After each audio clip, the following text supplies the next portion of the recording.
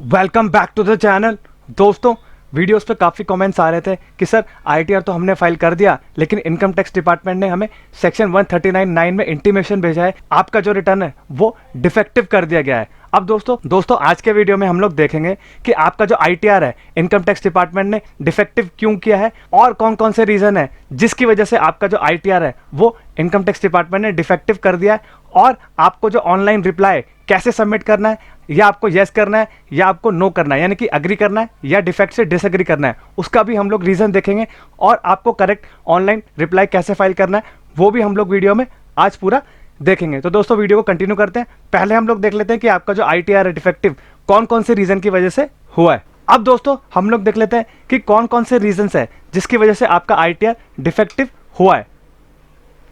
अब दोस्तों पहला रीजन जो है वो रॉन्ग आईटीआर फॉर्म फाइल्ड है, कि दोस्तों आपको आईटीआर 1 भरना था लेकिन आपने क्या करा आईटीआर 4 भर दिया, और आपको आईटीआर 2 भरना था तो आपने क्या करा आईटीआर 1 भर दिया। तो इस वजह से क्या हो सकता है, आपका आईटीआर फॉर्म की वजह से भी आईटीआर डिफेक्टिव हो सकता है। अब दोस्तों सेकंड ऑप्शन आपका आता है gross total income entered 0 but tax is paid. दोस्तों आपने क्या किया होगा, आपने अपनी इनकम को कैलकुलेट तो कर लिया होगा किसी सेपरेट शीट पे, आपने क्या किया होगा आईटीआर फॉर्म में उस इनकम को डिक्लेयर नहीं किया होगा, जिसकी वजह से क्या हुआ होगा आपका आईटीआर डिफेक्टिव कर दिया गया होगा।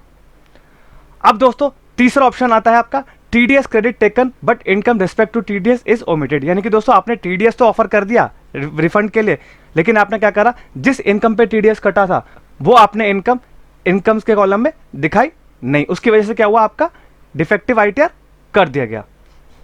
अब दोस्तों चौथा रीजन आपका आता है gross receipt shown in ITR is higher than what is shown in AIS and 26AS। दोस्तों आपने क्या करा ग्रॉस रिसिप्ट जो 26AS और एआईएस में आ रही थी उसकी वजह से भी आपका आईटीआर डिफेक्टिव हो सकता है। आपने ज़्यादा दिखा दिया हो ग्रॉस टर्नओवर या ग्रॉस रिसिप्ट जो भी आपका एआईएस और टीआईएस में कम आ रहा होगा, उसकी वजह से भी क्या हो सकता है, और आपने क्या करा कम भी दिखाया हो सकता है और आपने टीडीएस ज़्यादा क्लेम कर लिया होगा, उसकी वजह से भी आपका आईटीआर डिफेक्टिव कर दिया गया है। अब दोस्तों पांचवा आपका आता है name of tax payers is not match with as per the PAN, यानी कि दोस्तों आपका पैन में कुछ और नाम आ रहा है और आपने आईटीआर में कुछ और नाम दिखा है, उसकी वजह से भी आपका आईटीआर डिफेक्टिव हो सकता है।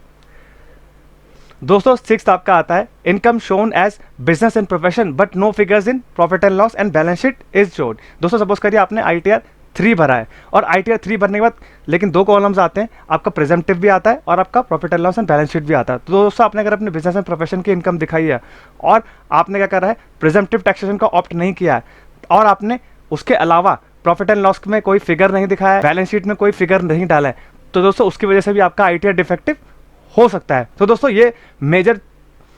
ये 6 कारण थे जिनकी वजह से आपका आईटीआर डिफेक्टिव हो सकता है, और भी बहुत सारे रीज़न हो सकते हैं बट ये मेन रीज़न है जिनकी वजह से आपका आईटीआर डिफेक्टिव हो सकता है। अब दोस्तों हम लोग देख लेते हैं कि आपको जो डिफेक्टिव रिटर्न का नोटिस है वो कहाँ दिखेगा और आपको उस डिफेक्टिव रिटर्न का नोटिस का कैसे रिप्लाई करना है ऑनलाइन।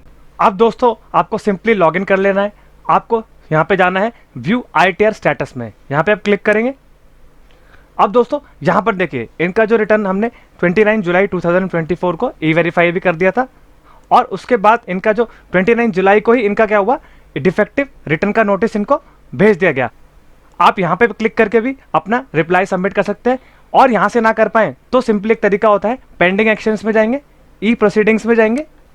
अब दोस्तों यहाँ पे देखिए इनको जो सर्व किया गया है सेक्शन 139(9) का डिफेक्टिव रिटर्न का नोटिस इनको असेसमेंट डेट 24/25 का भेजा गया। उसका क्या रीजन है वो हम लोग देख लेते हैं। पहले हमने आईटीआर 1 फाइल किया था, अब यहाँ पे हम देख लेते हैं व्यू नोटिस एंड ऑर्डर में जाके। अब दोस्तों सिंपली आपको क्या करना है सबमिट रिस्पॉन्स कर देना है, यहाँ पे सबमिट पे जाएंगे, और ये आपको रिस्पॉन्स कब सबमिट करना है जब आप अपना डिफेक्टिव रिटर्न का रिप्लाई बना देंगे, यानी कि आप अपना ऑफलाइन यूटिलिटी में अपना रिटर्न को प्रिपेयर करके अपना करेक्ट आईटीआर फॉर्म को बना देंगे, तब आपको क्या करना है सबमिट रिस्पॉन्स पे क्लिक करना है और करेक्ट आईटीआर फॉर्म का सेक्शन आता है 1 2 3 4, मैं आपको वो दिखा देता हूँ कि कैसे कहाँ से आता है। सबमिट रिस्पॉन्स पे जाइए। अब दोस्तों इनका जो डिफेक्ट आया था अब यहाँ पे देख लेते हैं कि इनको ऑब्जर्व हुआ है कि हमने आईटीआर 1 भर दिया था लेकिन इनका जो टीडीएस कटा है वो इन सेक्शंस में कटा था। तो यहाँ पे क्या है कि आपको जो रेजोल्यूशन करना है वो आपको करेक्ट आईटीआर को फॉर्म को दोबारा से भर लेना है और आपको अपना टैक्स अच्छे से कैलकुलेट करना है, ये इन्होंने बोला गया है, और आपको क्या करना है अपने डिफेक्ट से अग्री करना है। तो यहाँ पे हम अग्री कर लेते हैं, और ये यहाँ पे बोल रहा है अगर आपने रिस्पॉन्स को सबमिट कर दिया